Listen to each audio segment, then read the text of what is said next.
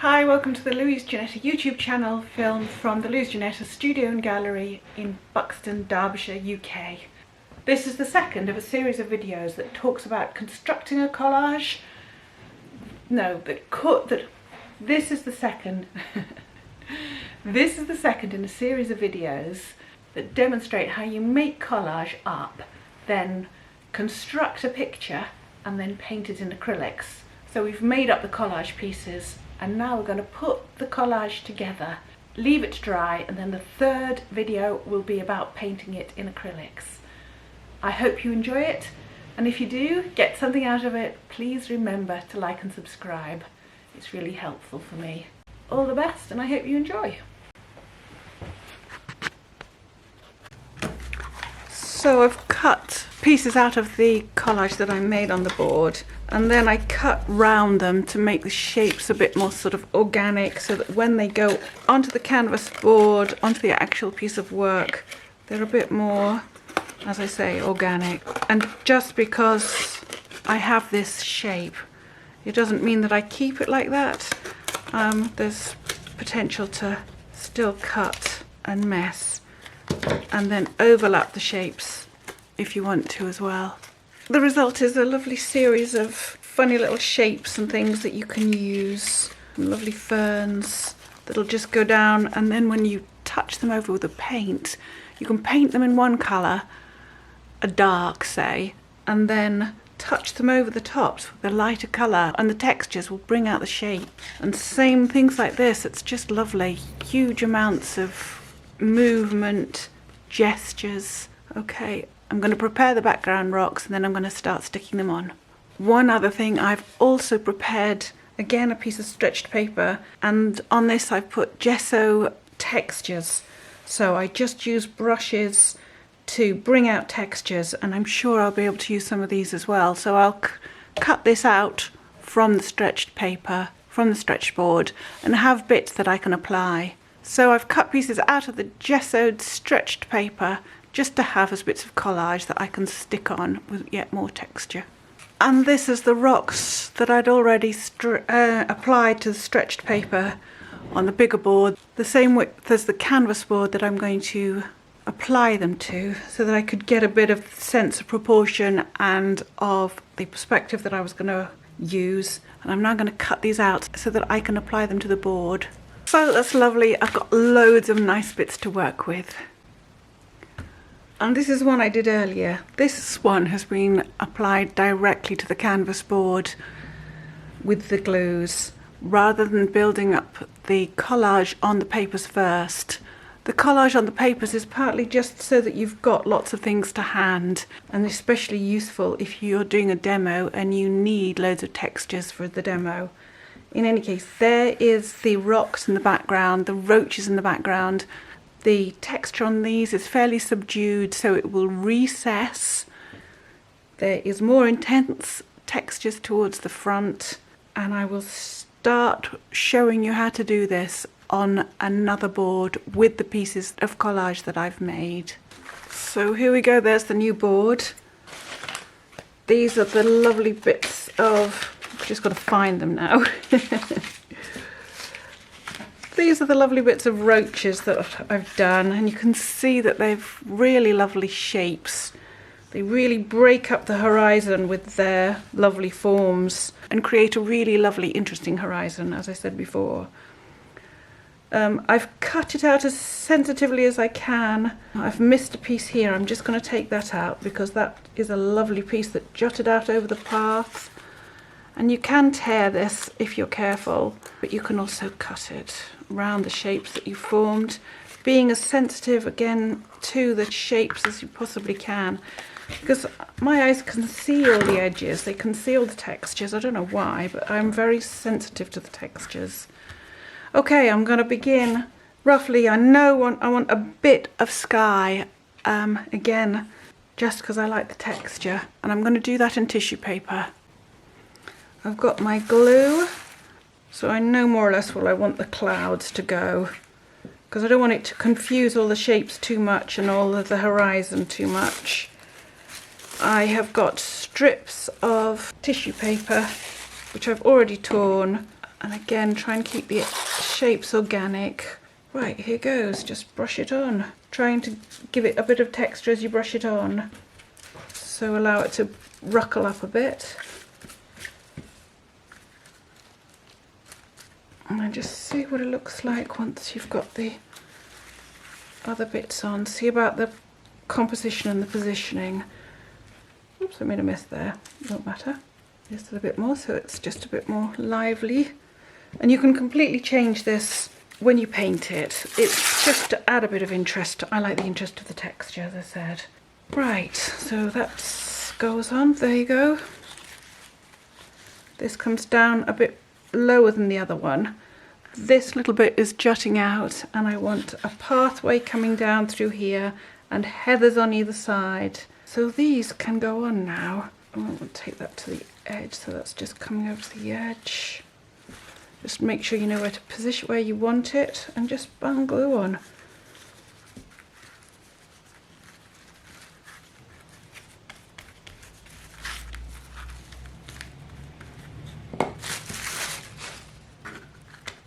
Make sure there's glue going up to the edges so that it well sticks down.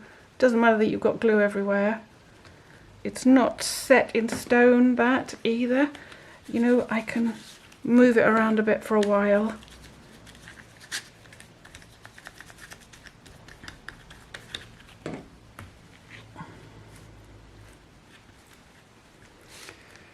Okay, and then just start easing everything down, make sure everything's stuck down, or is going to stick down. Right, this bit is actually in front of that and would have some texture behind it. So I'm just going to tear that away. Can you see that? I just torn that bit away, and I'm going to put some of my lovely trusted bandage behind it. And there's my first bits of heather coming up. Lift it up, put the bandage behind. And make sure it's stuck down so we get the heather to go in front of the one you wanted, but in front of, but behind the one you're putting it behind. So you use your eyes to see the perspective that this causes. You use the texture to create the perspective. All the rough edges can come off after, because of course you start messing your scissors up with glue, don't you? And then any bits and pieces, you see that's a rock that I want in front of bits of and pieces there, so I'm just gonna put a couple of bits, maybe just a bit of tissue paper would do there actually, because I just want a bit of sort of land texture. And I'm over fussing here because when you put your paint on, of course it happens again, doesn't it? You can texture it up again. This is part of a path. These bits jut out into the sky, but then I want some pathway coming across the bottom.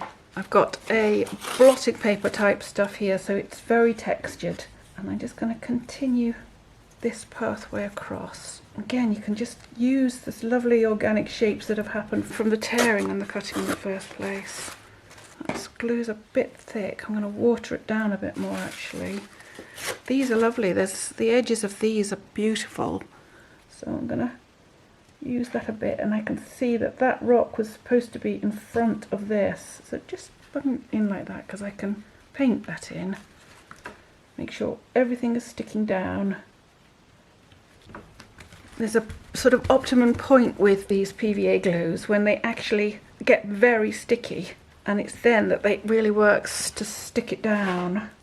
So I just keep pressing them down just to make sure that it's adhered properly. And then I just build it up. You get the gessoed paper that I've got, and if you rip it, you get a really nice, it's really tough actually. There you go. If you rip it, you get an organic edge. If you cut it, it's a bit more harsh. I don't like the sharp lines. But of course then you're not really in control of it. But I'm going to start with the textured gesso in the background because of course it recedes.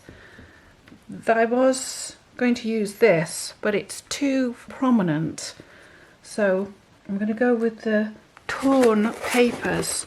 I mean, I could even actually add the stipples of gesso at this point. Right, so I'm going to start filling in the gaps and start bringing the whole thing forward. And if I'm unhappy with the rocks and the way they're sitting, I can put rocks on top to sort of, again, to control the perspective with the textures. Really, it's just experiment, because in the end, what happens is it's the paint that controls it. So you don't have to fuss too much. See, there's a lovely edge. I don't know whether I'm going to be able to keep that. See if I can rip it. I really like that edge. Use these lovely shapes that it creates. Bring some heather and some mark making across. And again, don't worry too much about what you're doing at this point, because they're lovely in themselves. And just build up any areas you feel need going for, overlapping. I do want some more rocks in there.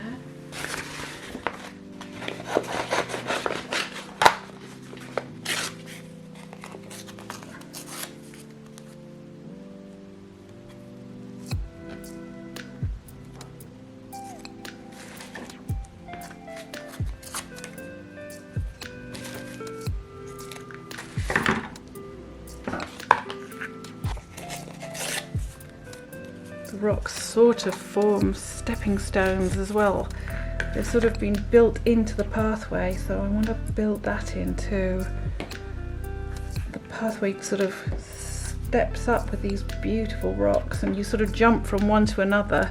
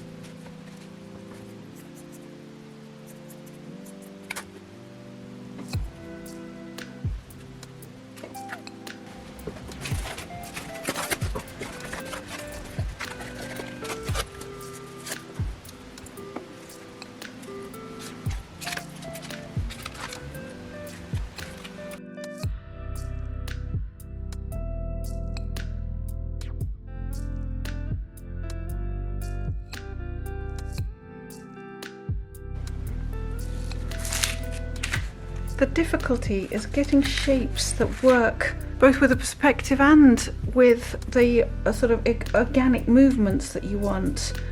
It requires a huge amount of time and commitment.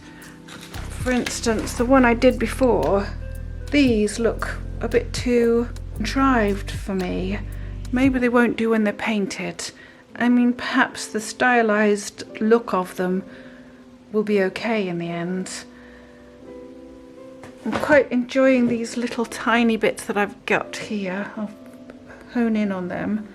I'm trying to make it look like the whole thing is sloping down and the pathway comes over here and everything joins it. I'm trying to keep it looking organic, so I'm just going to keep going before I start speeding up.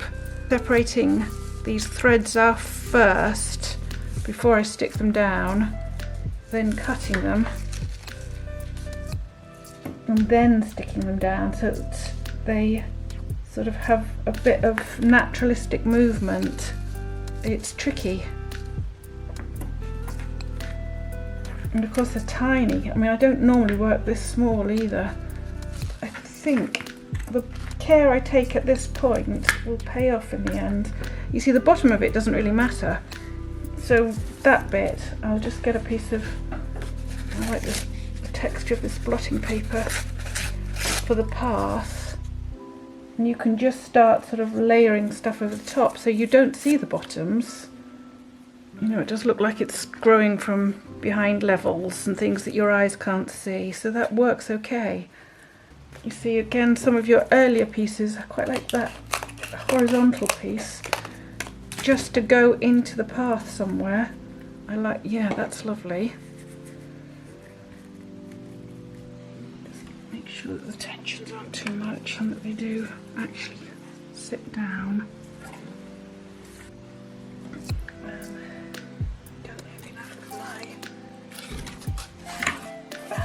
Already cut. I do like that texture of that bandage. I think the texture of the bandage plus the paint will look nice when it's dry, when it's painted. This is because I've taken off a piece to use. I've obviously got a horrible sharp edge there, so it's worth breaking it up, taking away some of the paper even, ripping it, so take away some of the paper, rip it from the back and then alter some of the lengths so that it's not too uniform. Bandage.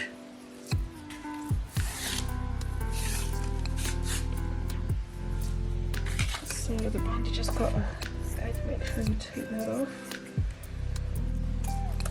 Take it back. Take off some of the paper from the back.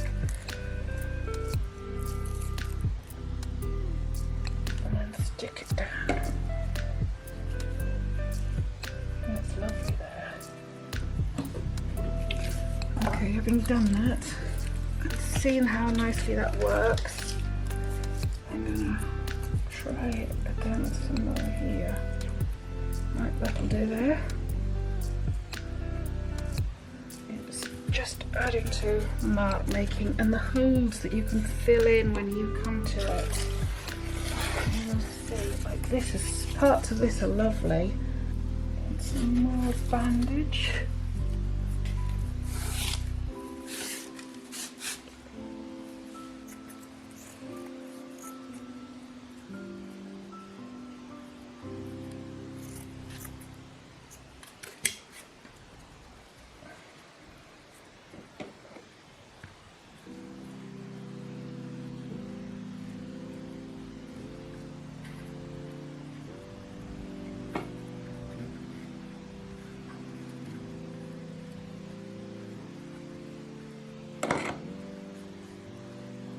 It has actually really surprised me how quickly this comes together, sort of once the component parts have been considered and thought of, how quickly you can bung it all together. These are all just test pieces, just to see. So the path comes down here, it's a rock, because they just jut out. You just have to avoid them in the path. They're dead nice, they sort of become a bit of an obstacle course.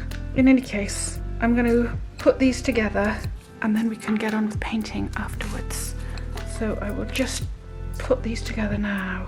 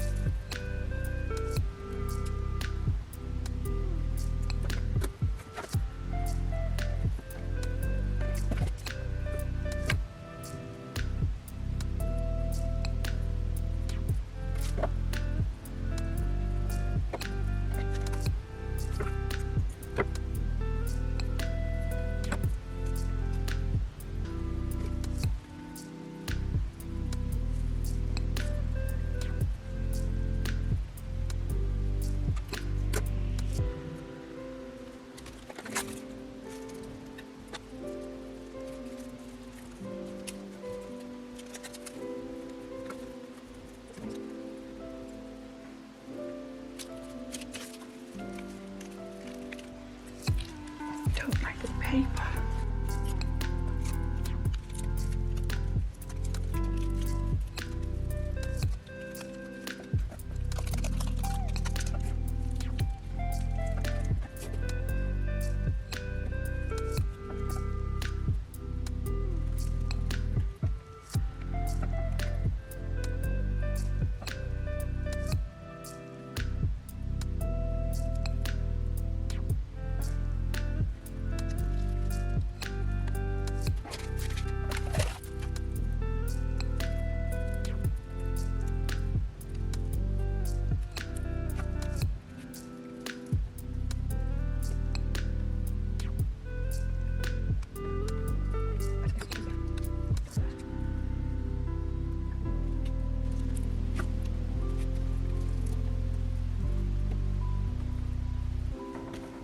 There. It's all glued to the paper underneath. Right, let this dry.